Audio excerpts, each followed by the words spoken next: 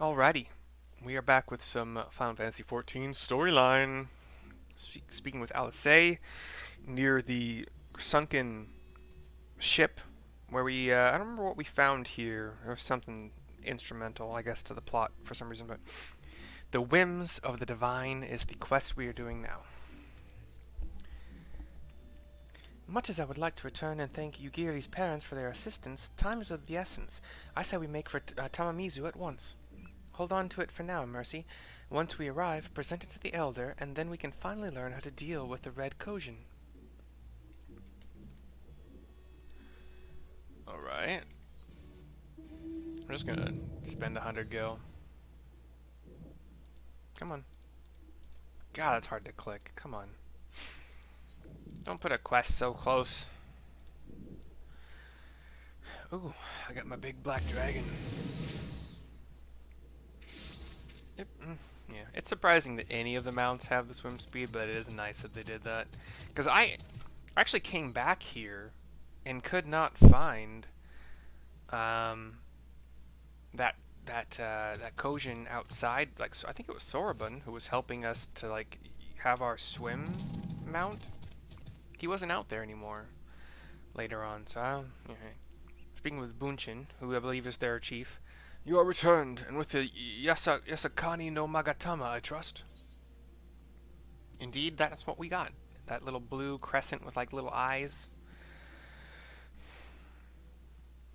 Yes, there is no mistake. Well done, well done.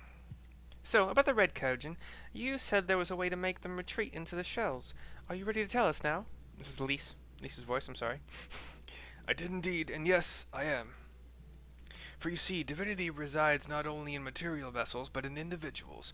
In laying claim to this most sacred of treasures, you have demonstrated an affinity with the divine. To treat with men and women such as you is to invite fortune into our homes. Gladly will we aid your cause. Let's get some cheers from us. All is ready, Sorban. Then give them what they require. He nods. He hands something over to Alice. This is a ceremonial knife of some sort? Before this blade, that which is sealed shall open, the treasure vault of the Kojin on the Isle of Zeki. It is there that our most prized relics, be they of the red or the blue, are kept safe. Fiercely do the red guard it, for its contents are more precious than their lives. Were the vault to be attacked, the response would be would by necessity be immediate. Kojin would be summoned from moms around to defend their treasures. And were we to sow enough chaos, the Reds in service to the Imperials would have no choice but to answer the call as well. Giving the Confederacy the sign that we've been waiting for. Without the Kojin, the Imperials don't have nearly enough troops in Asari to hold off the pirates. I fucked up her voice already. That was Lise. However, you must understand that the vault is holy ground, home to 1,000 kami. To intrude upon it without paying the proper respects is a sacrilege we cannot condone. So, if we were to pay the proper respects, it would be alright? Great. How do we do that again? The Yasakani no Magatama is one of 3 most coveted treasures of the Kojin. The other 2 lie within the vault. Were you to deliver the jewel unto the others, and thereby make them whole, the kami may forgive your trespass, and instead delight in your mischief-making.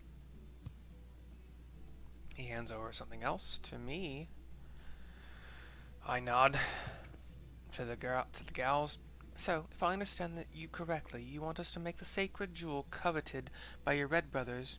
take the sacred jewel coveted by your red brothers, and deliver it to their treasure vault? More or less. The Yasakani no Magatama belongs on the Isle of Zeki. So long as it finds its way there, we are satisfied, says Sorban. The Magatama has chosen you to bear it to its brothers. Had it not, you would never have found it, and we would not be having this conversation. We all look shocked. I shall inform the Confederacy of your plans, and bid them make ready to act when the time is right. And Sorban walks off. The Isle of Zeki lies to the west of Suinosato. Look for a cave beneath the waters. May fortune favor you in this and all other endeavors. Cutscene over. Talk to Alice. Right, then, I am not normally in the habit of sneaking into heavily guarded treasure vaults, but if this is the only way to convince the Confederacy to act, then so be it. We should prepare for a fight, the bigger the better. The kind where you'll wish you had 7 of your most battle-hardened friends at your side. Such a raid. Cool, that's nice. I like how they fucking stuck that in. That's cute. Alright, White Mage Staff. Do I do? Yeah, I don't think my White Mage has a shield, so... So White Mage Staff or Red Mage Weapon. Both 265. My White Mage Staff is 255 right now.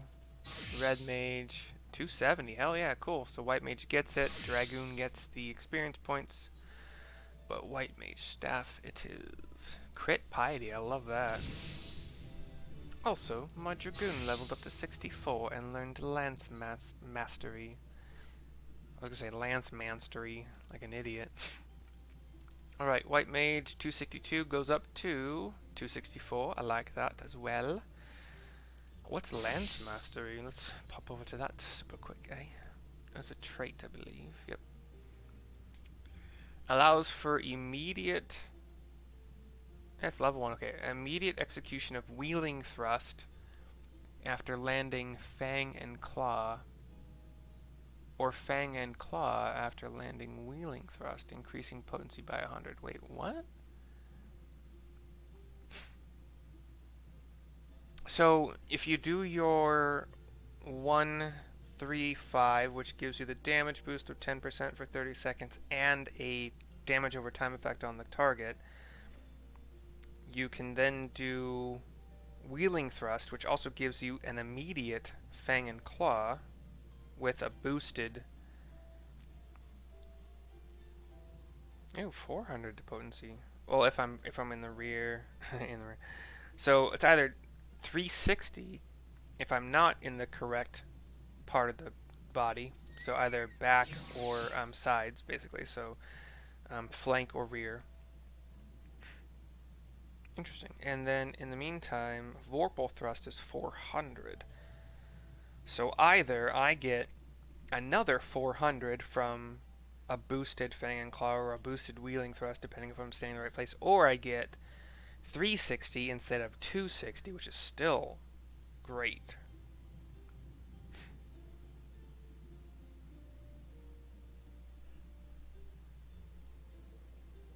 $140.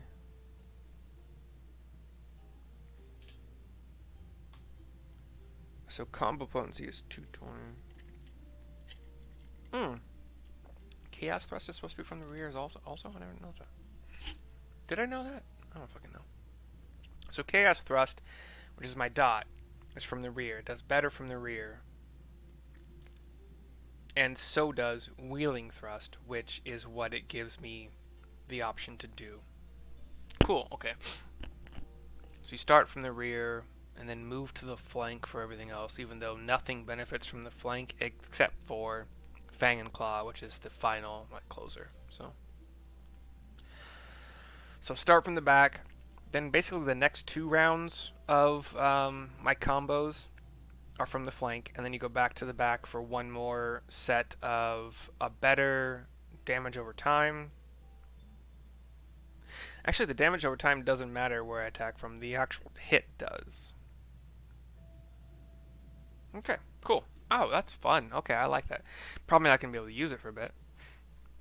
When I hit 70, allows Life of the Dragon, allows for the strengthening of the gaze of the first brood upon successfully landing Mirage Dive. What the fuck is Mirage Dive? I haven't learned that yet, have I? Sonic Thrust. Okay, that was my follow-up to Doom Spike, so those are my AoE stuff. Mirage Dive is 68. Delivers an attack with a potency of 200. Can only be executed when dive ready. The fuck is dive ready? I guess we'll see. Wait, why don't I have anything that says okay, I guess that might be explained after that quest. Okay. end of video. See you soon.